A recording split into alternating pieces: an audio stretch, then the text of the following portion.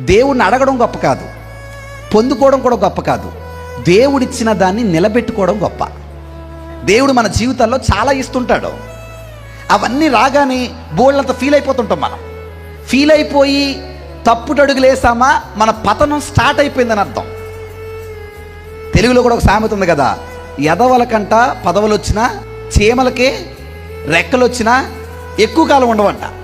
వర్షాకాలంలో ఉంటాయి కదా ఉసుర్లు అంటారు, వాటిని లైట్ల దగ్గర కట్ట ఉంటారు, అవి కూడా చీమ జాతే. వాటికి ఏముంటాయి తెలుసా?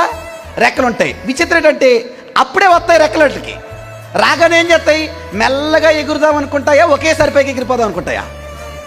అలా ఆవేశపడగానే రెక్కలను ఏమైపోతుంది తెలుసా? ఊడిపోతాయి. అందుకని చూడండి, పొద్దున్న లెగ్గనే చూస్తే రెక్కలన్నీ కింద ఉంటాయి, చీమలు ఏమి ఎరగనట్టు ఒకదాని అనుకో వెళ్ళిపోతుంటాయి.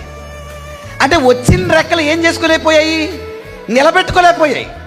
అందుకే గుర్తుంచుకోండి, దేవుడు ఇవ్వడం గొప్ప కాదు, ఇచ్చిన దాన్ని నిలబెట్టుకోవడం చాలా గొప్ప.